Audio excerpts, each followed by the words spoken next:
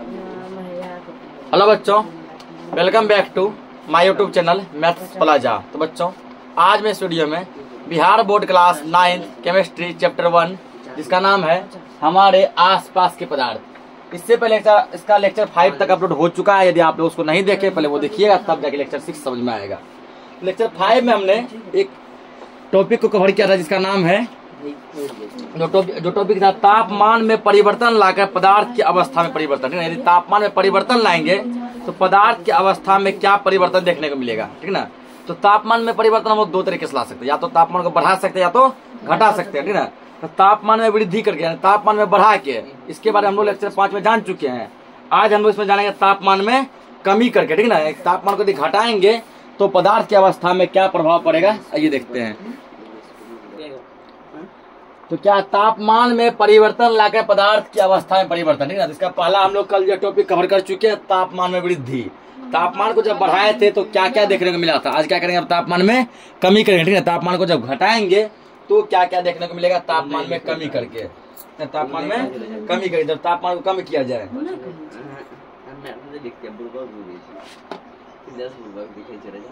ठीक है, इसमें भाप मतलब क्या था, जल वाष्प। जल वाष्प, देखो जल वाष्प को केवल वाष्प भी कहते हैं, ठीक है ना। क्या कहते हैं, वाष्प, या फिर इसको भाप भी कहते हैं ना। यहाँ पे जल वाष्प को ठंडा करने पर, जल वाष्प को ठंडा करने पर वह पानी में बदल जाता है। अगर समझो यदि भाप को ठंडा किया जाए, वाष्प को ठंडा किया जाए, वह क्या बन जाएगा, पानी बन जाएगा, ठीक ना। वह पानी में बदल जाता है, बदल जाता है। तो पानी को जब गर्म करते हैं, ठीक ना, तो ठंडा करना मतलब हुआ कि तापमान में कमी लाना। ठंडा मतलब क्या हुआ, तापमान में कमी लाना, ठीक ना। जब पानी को हम लोग गर्म करते हैं, इसका मतलब तापमान में वृद्धि के, तापमान को बढ़ाए, तो पानी को गर्म करने पे वाष्प बनता है। क्या बनता है, वाष्प बनता है।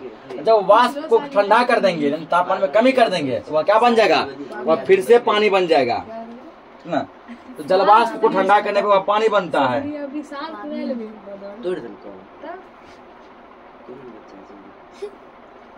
ठीक ना। क्या बनता है, पानी बनता है। वाष्प के कण उष्मा, वाष्प में जल वाष्प, ठीक ना। वाष्प के कण, हल्ला मत कीजिए, जब उष्मा खोती है तो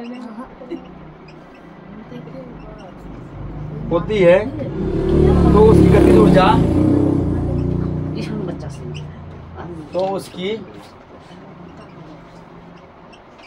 गतिज ऊर्जा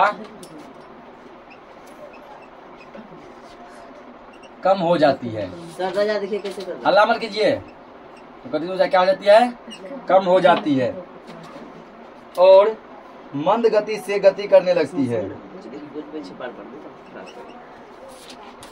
और मंद गति से गति करने लगती है,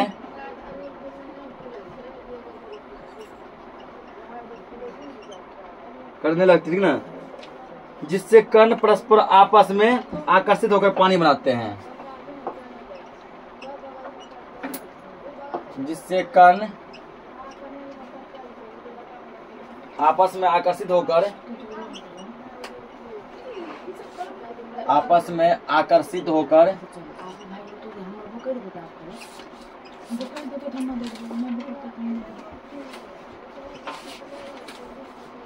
पानी बनाते हैं।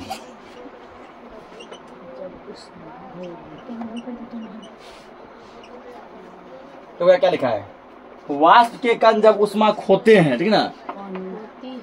खोते हैं मतलब हुआ कि जब जो है उष्मा उसका कम हो जाता है। क्या हो जाता है, कम हो जाता है। अब जैसे मान के चलो कि जैसे वो वाष्प था, ठीक है, तो वाष्प को जब ठंडा करेंगे, उष्मा यानी गर्मी, वाष्प को जब ठंडा करेंगे तो गर्मी घटेगा कि बढ़ेगा, घटेगा। क्या होगा, घटेगा।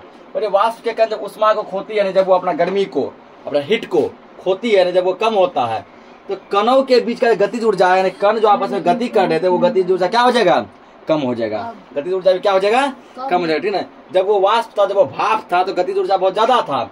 जैसे ही उसको धीरे धीरे क्या किया हम लोग ठंडा करते गए तो उसके बीच का गति ऊर्जा क्या हो जाएगा, कम हो जाएगा। कण जो है बहुत मंद गति से गति करेगा, ठीक है। मंद गति से मतलब कि मंद मतलब होता है धीरे धीरे, मंद मतलब धीरे धीरे, मंद गति से गति करेगा, जिससे क्या होगा सभी कण आपस में जुड़ जाएंगे। कण आपस में क्या हो जाएंगे, जुड़ जाएंगे, और जुड़ कर क्या बना देगा, पानी बना देगा। जुड़ के क्या बनाता है, पानी। यानी कि वाष्प को जब ठंडा करते हैं उसके कण क्या होते हैं, कण धीरे धीरे गति करते हैं। क्या करते हैं, ठंडा करने को धीरे धीरे गति करते हैं, और धीरे धीरे गति करने के कारण सभी कण आपस में जुड़ जाते हैं, जुड़ कर क्या बना लेते हैं, पानी बना लेते हैं। इतना पहले नोट करो। तो देखो यहाँ पे यहाँ क्या किए, यहाँ पे देखो भाप को क्या बना लिए, पानी बना लिए। भाप को क्या बना है, पानी। अब यदि पानी को और फिर से क्या किया जाए, ठंडा किया जाए, तो भाप को जब ठंडा किया, जल वाष्प मतलब भाप हुआ, ठीक है ना। भाप को ठंडा करके क्या बन गया, पानी बन गया। अब पानी को जब फिर ठंडा करेंगे क्या बनेगा, बर्फ बनेगा। क्या बनेगा, बर्फ बनेगा। इस प्रकार जो है पदार्थ की तीनों अवस्था आपस में क्या हो जाएगी, कन्वर्ट हो जाएगी। क्या करने पे, ताप में कमी लाकर, ठीक ना। देखो यहाँ पे अब अच्छे करके लिखेंगे, अब पानी को ठंडा करने से, अब पानी को ठंडा करने का मतलब तापमान में कमी लाना, ठीक ना। अब पानी को ठंडा करने से वह बर्फ में अल्लाह मत कीजिए सर, बदल जाता है। जब पानी को ठंडा करेंगे वो किसमें कन्वर्ट हो जाएगा, बर्फ में कन्वर्ट हो जाएगा, ठीक है। बर्फ में वो बदल जाता है। क्यों बदल जाता है, क्योंकि पानी के कण, क्योंकि पानी के कण जब उष्मा खोती है, उष्मा खोती है तो वह मंद गति करने लगती है, धीरे धीरे गति वो करने लगती है, तो वह मंद गति करने लगती है, करने लगती है। और धीरे धीरे गति घटते घटते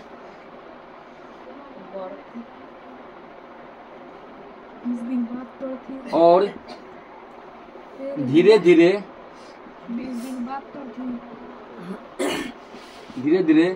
गति घटते घटते गति घटते घटते केवल निश्चित स्थिति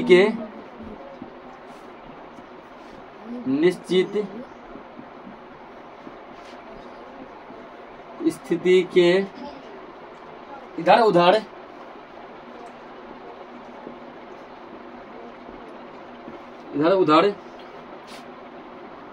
दोलन करने लगता है,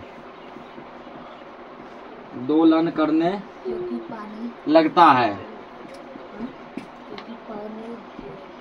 दोलन करने लगता है। इस स्थिति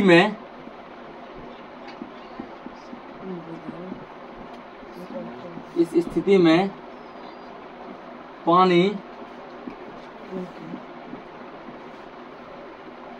पानी जमकर बर्फ बन जाता है,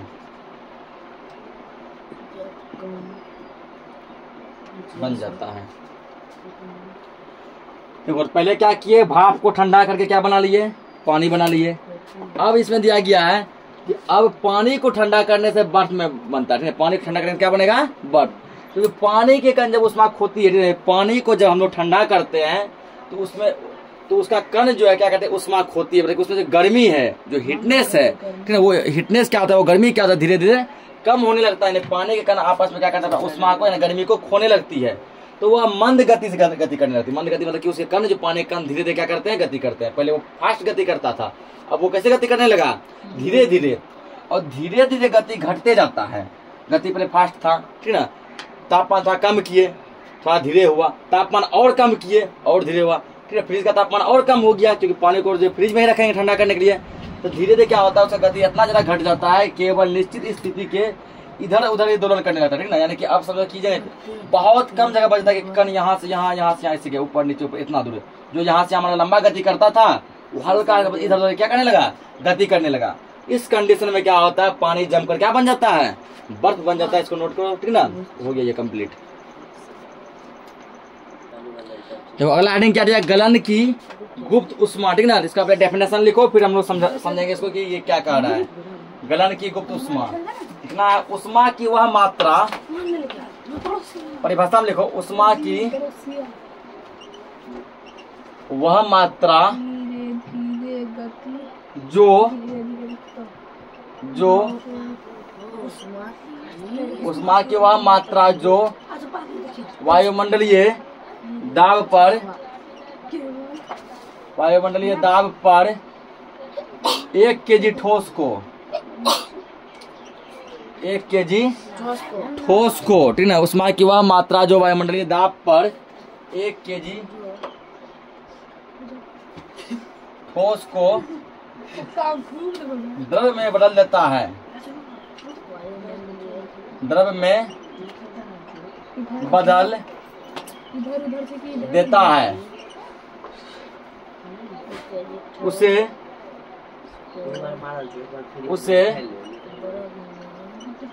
गलन की गुप्त उष्मा कहते हैं।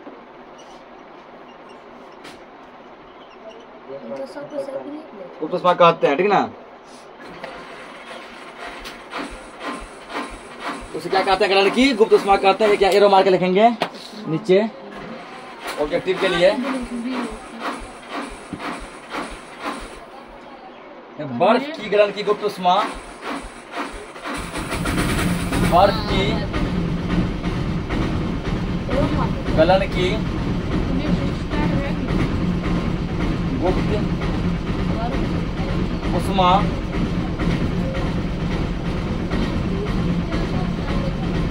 335 किलो जूल प्रति केजी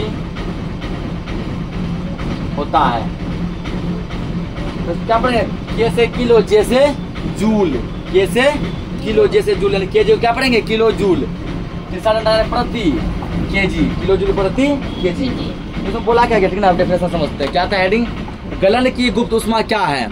तो उष्मा की वह मात्रा जो वायुमंडलीय दाब पर, ना, हमारे पर क्या होता है, हम सभी के ऊपर, चाहे वो जीव जंतु पशु पक्षी इंसान जानवर कोई भी हो, सभी के ऊपर क्या होता है, वायुमंडलीय दाब जाता है, वायुमंडलीय। क्योंकि हवा के द्वारा हमारे ऊपर क्या लगाया जाता है, दाब लगाया जाता है। हवा जो हमको चारों तरफ से क्या करती है, दबाती है, ऊपर से, आगे से, पीछे से, बाएं से, दाएं से, ओवरऑल जो है चारों तरफ से क्या करती है, हवा हमको दबाती है, दाब लगाती है ना। तो हवा जो चारों तरफ से हमको दबाती है, उस दाब को हम लोग क्या कहते हैं, वायुमंडलीय दाब कहते हैं। क्या कहते हैं, वायुमंडलीय दाब। पूछेगा वायुमंडलीय दाब क्या है, तो हवा के द्वारा हमारे ऊपर जो चारों तरफ दाब लगाया जाता है, वह दाब वायुमंडलीय दाब कहलाता है, ठीक ना। अब इसमें जो है उष्मा की वह मात्रा जो वायुमंडलीय दाब पर, वायुमंडलीय वायु के दाब पर, किसके दाब पे, वायु के दाब पे 1 kg ठोस को द्रव में बदल देता है। कितना केजी ठोस, मात्र 1 kg, ठीक ना। कि बर्फ को तुम खुला छोड़ दो, खुला छोड़ दिए, उस पे कौन सा दाब लगेगा, वायुमंडलीय दाब। जो वायुमंडलीय दाब हमेशा हर किसी पे लगते रहता है। बताए ना, ये कि जानवर हो, पशु पक्षी, घर मकान बिल्डिंग, ठीक ना, हम इंसान, कुछ भी चीज हो, हर एक कुछ पर वायुमंडलीय दाब हमेशा क्या होता रहता है, लगते रहता है। चाहे तुम घर के अंदर रहो, घर के बाहर रहो, कहीं भी हो, ठीक ना। तो 1 kg बर्फ को मतलब खुला छोड़ दिए, वायुमंडलीय दाब लग रहा है हवा में, ठीक ना। तो वायुमंडलीय दाब जब लग रहा है तो उसके प्रेजेंटेशन में वह बर्फ क्या हो गया, किसमें कन्वर्ट हो गया, द्रव में, यानी पानी में कन्वर्ट हो गया। यही क्या कहलाएगा, गलन की गुप्त उष्मा कहलाएगा। क्या कहलाएगा, गलन की गुप्त उष्मा, ठीक ना। बर्फ की गलन की गुप्त उष्मा कितना होता है, 335 किलो जूल प्रति केजी, 335 किलो जूल प्रति केजी, ठीक ना। तो इसको नोट करो, अगला हेडिंग समझते हैं। समझिए यहाँ पे क्या, द्रव की वाष्पन की गुप्त उष्मा, ठीक है। द्रव की वाष्पन की गुप्त उष्मा, इसका डेफिनेशन पहले लिखो, फिर इसको हम लोग समझेंगे। तो उष्मा की वह मात्रा, उष्मा की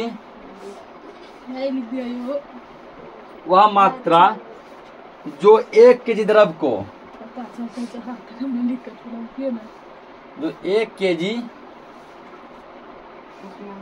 द्रव को उसके क्वथनांक पर, द्रव का क्वथनांक, पानी का क्वथनांक कितना डिग्री होता है?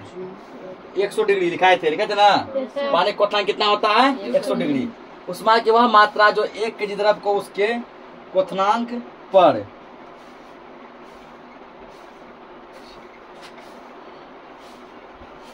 क्वथनांक पर द्रव से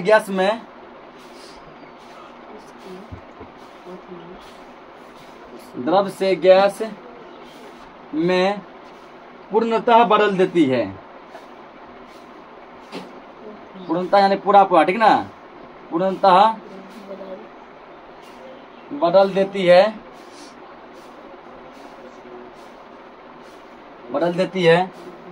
उसे उस द्रव की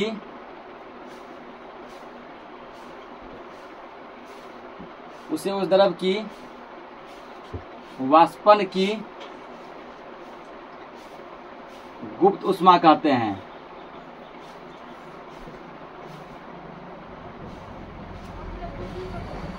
गुप्त ऊष्मा कहते हैं ना, उसे उस द्रव की वाष्पन की गुप्त ऊष्मा कहते हैं। अब इसमें लिखो ऑब्जेक्टिव के लिए जब पॉइंट लिखेंगे,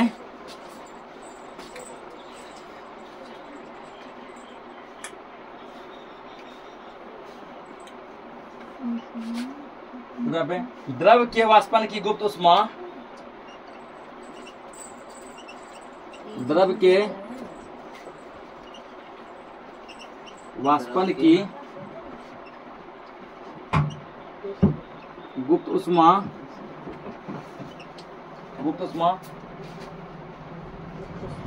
2260 किलो जूल प्रति केजी, 2260 किलो जूल प्रति केजी होती है,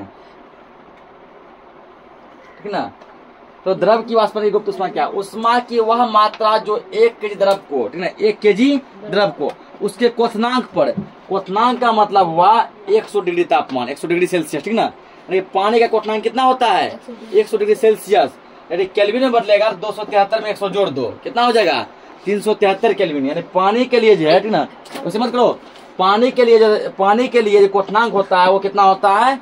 100 degree Celsius. 100 degree Celsius kelvin में होता है, ठीक ना, 373 केल्विन। वजह ऊष्मा की वह मात्रा जो 1 केजी द्रव को उसके क्वथनांक पर 100 डिग्री सेल्सियस पर द्रव से किसमें बदल देता है? गैस में। 100 डिग्री तापमान पर द्रव से किसमें कन्वर्ट कर देता है?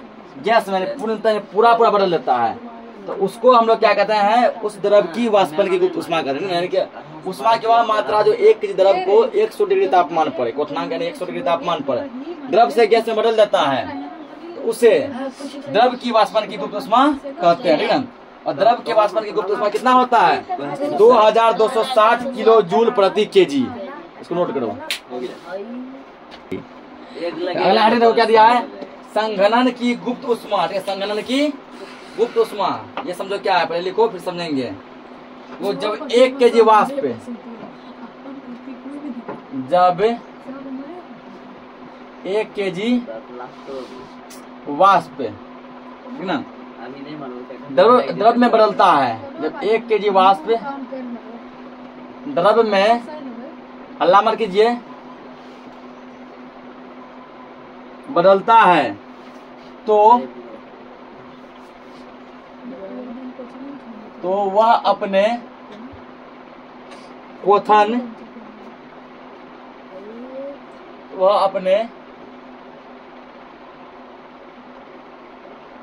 जब 1 केजी वाष्प द्रव में बदलता है तो वह अपने क्वथन या वाष्पन की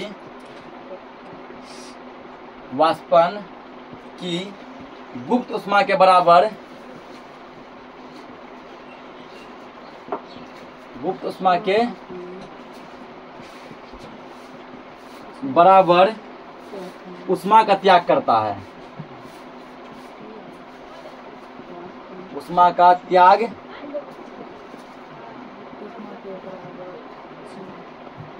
करता है। इस उष्मा को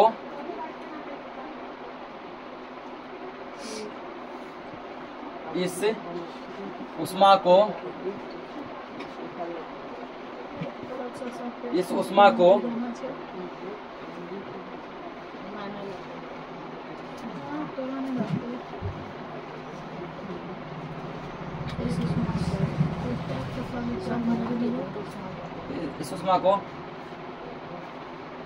द्रवण या संघनन, दो नाम है, ठीक है ना।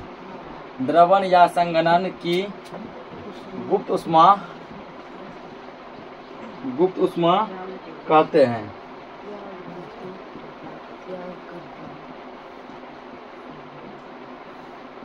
कहते हैं ना, क्या कहेंगे? द्रवण या संघनन की गुप्त उष्मा कहते हैं।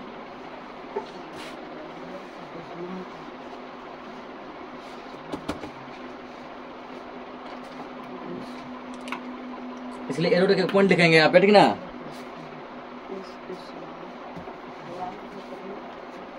लिखना है यहाँ पे, पानी का भाप का संघनक,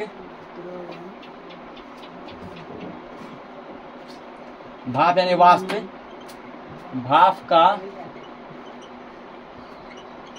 संघनक और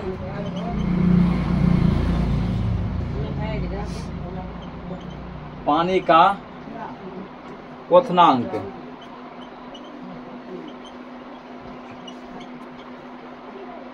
क्वथनांक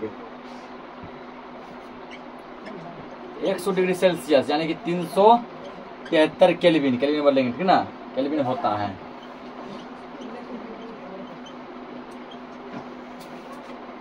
क्या दिया पे? संघनन की गुप्त उष्मा, संघनन की गुप्त उष्मा, ये क्या है, ठीक ना। कह रहा है जब 1 kg वाष्प, कितना वाष्प? 1 kg ही लिए हैं, तो 1 kg वाष्प किसमें बदल जाएगा? द्रव में बदल जाएगा, तो वह अपने क्वथन या वाष्पन की गुप्त उष्मा के बराबर हो जाएगा, ठीक है। जब 1 kg वाष्प द्रव में बदलेगा तो उतना ही उष्मा का त्याग करेगा, कितना? जितना उसका वाष्पन की गुप्त उष्मा होगा, ठीक है। जितना कौन सा होगा? वाष्पन का गुप्त उष्मा। भैया लिखा है जब 1 kg वाष्प द्रव में बदलता है तो वह अपने वाष्पन की गुप्त उष्मा के बराबर उष्मा का त्याग करेगा, वो उतना ही उष्मा खोएगा, उतना ही उष्मा त्यागेगा जितना उसका क्या होगा? वाष्पन की गुप्त उष्मा या फिर क्वथन की गुप्त उष्मा। इस प्रक्रिया को हम लोग क्या कहते हैं? द्रवण या संघनन की गुप्त उष्मा कहते हैं, ठीक ना। भाप का संघनक कितना होता है? 100 डिग्री सेल्सियस या केल्विन में 373 केल्विन, ठीक ना। और पानी का क्वथनांक भी कितना होता है? 100 डिग्री सेल्सियस। इसका मतलब हुआ कि संघनक मतलब जमना, संघनक मतलब जमना। यदि भाप को, ठीक ना, यदि भाप को तुमको क्या करना है? यदि भाप को तुमको जमाना है, भाप को जमाना है, भाप को जमाना है मतलब कि भाप को जब ठंडा करके क्या बनेगा? पानी बनेगा, ठीक ना। तो भाप को ठंडा करके पानी बनाने के लिए कितना चाहिए? 100 डिग्री सेल्सियस चाहिए तापमान, ठीक ना। 100 डिग्री यदि मिल जाएगा ना, ये पानी में कन्वर्ट हो जाएगा। अब पानी का क्वथनांक, यदि पानी को क्या करना है? पानी को यदि उबालना है, पानी क्या करना है? उबालना है, ठीक ना। पानी को यदि उबालना है तो क्या होगा इसका? तब भी टेम्परेचर इतना ही चाहिए, नोट करो इसको। हो गया। अल्लाह क्या दिया? हिमीकरण या जमने की गुप्त उष्मा, ठीक ना, जमने की गुप्त उष्मा, समझिए। जब 1 kg द्रव,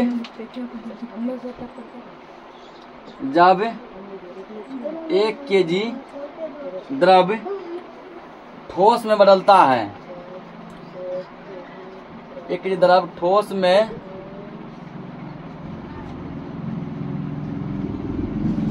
बदलता है तो वह अपने गलन की, वह अपने गलन की गुप्त उष्मा के बराबर, गुप्त उष्मा के बराबर गुप्त उष्मा के बराबर उष्मा का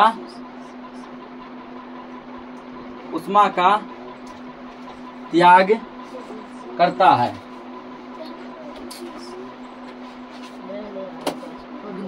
उष्मा का त्याग करता है। इस उष्मा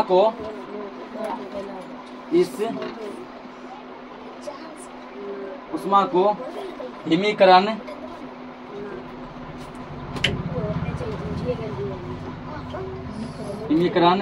या जमने की गुप्त उष्मा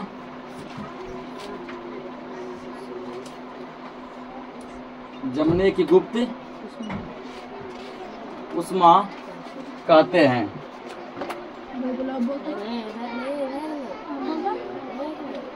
ठीक ना। इसमें क्या दिया गया, जब 1 kg द्रव ठोस में बदलता है, ठीक है, जब 1 kg द्रव को किसमें कन्वर्ट करेंगे, ठोस में कन्वर्ट करेंगे, तो वह अपने गलन की गुप्त उष्मा के बराबर उष्मा का त्याग करती है। ठीक ना।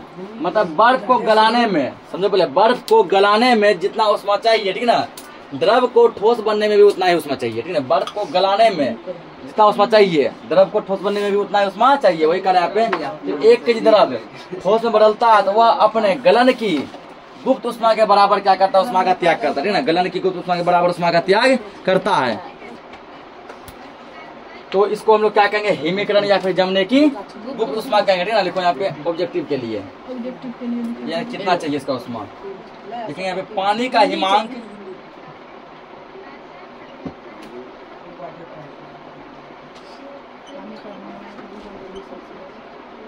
हिमांक और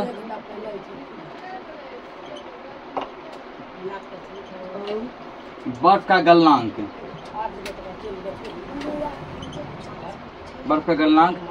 0 डिग्री सेल्सियस, 0 डिग्री सेल्सियस। और 0 डिग्री सेल्सियस में कितना केल्विन होता है, 273 केल्विन होता है। ठीक ना। इसका मतलब हुआ, इस पॉइंट का मतलब कि पानी का हिमांक यानी पानी को जमने के लिए कम से कम कितना तापमान चाहिए, 0 डिग्री सेल्सियस। बर्फ का गलनांक यानी पिघलना, का मतलब पिघलना। अब बर्फ को पिघलने के लिए कितना तापमान चाहिए, इतना ही तापमान चाहिए। ठीक ना। इस प्रकार जो जितना भी टाइप का गुप्त उष्मा था वो सब क्या हो गया, खत्म हो गया। ठीक ना। अब हम लोग जो अगले लेक्चर में समझेंगे कि दाब परिवर्तन का प्रभाव, यानी कि पहले क्या किया, अभी देखिए ताप परिवर्तन, देखिए ना, ताप में कमी या वृद्धि करके कैसे पदार्थ की एक अवस्था दूसरी अवस्था में कन्वर्ट हो जाती है। अब अगले लेक्चर में समझेंगे दाब को बढ़ा के या फिर दाब को घटा के कैसे पदार्थ की एक अवस्था को दूसरी अवस्था में कन्वर्ट कर सकते हैं। तो आज के लिए इस लेक्चर को इतना ही रखते हैं, मिलते हैं हम नेक्स्ट लेक्चर में। तब तक के लिए जय हिंद।